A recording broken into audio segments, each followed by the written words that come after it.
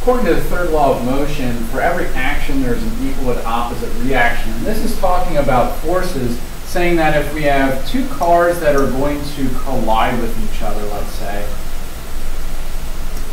so we have them traveling in opposite directions, the force that the first car exerts on the second is equal and opposite to the force that the second car exerts back on the first.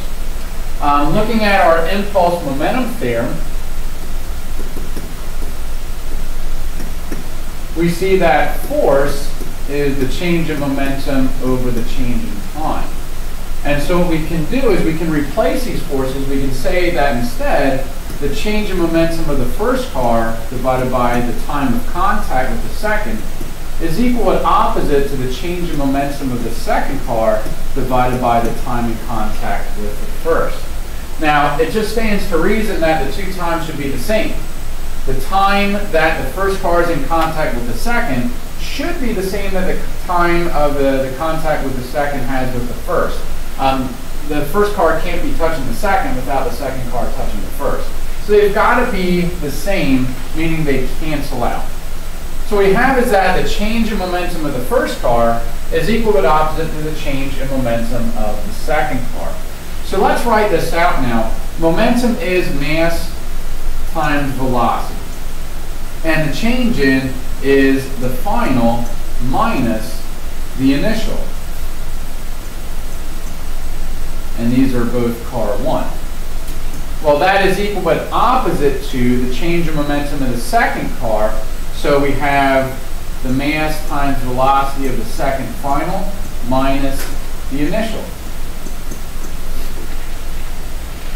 Now, if we distribute the negative on the right-hand side, we get the opposite of m2 v2f plus m2 v2i is equal to, on the left-hand side, we still have m1 v1f minus m1 v1i. Now, what I'd like to do here is rearrange this a little bit. We're going to move this term over to this side, and we are going to move this term over to that side. So we have to add m1 v1i to the right-hand side and add m2 v2f to the left-hand side.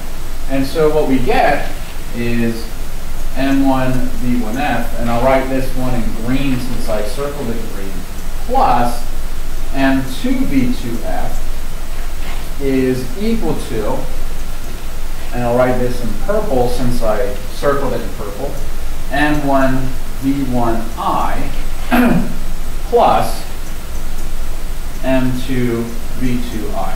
And what we see here is that the momentum of the first and second car at the end is equal to the momentum of the first and the second car in the beginning. So this is saying now that the total momentum stays the same. The momentum at the end, the total momentum at the end, is equal to the total momentum in the beginning. And we call that the conservation of momentum. So the total momentum for a system, now a system is a collection of objects that we are studying, so the total momentum of the system does not change if there is no outside force. So again, there's a stipulation here. As long as no other forces are acting on these cars besides each other. So we can only have the two objects exert forces on each other. We can't have any net external forces. No other objects besides those two cars can be exerting forces.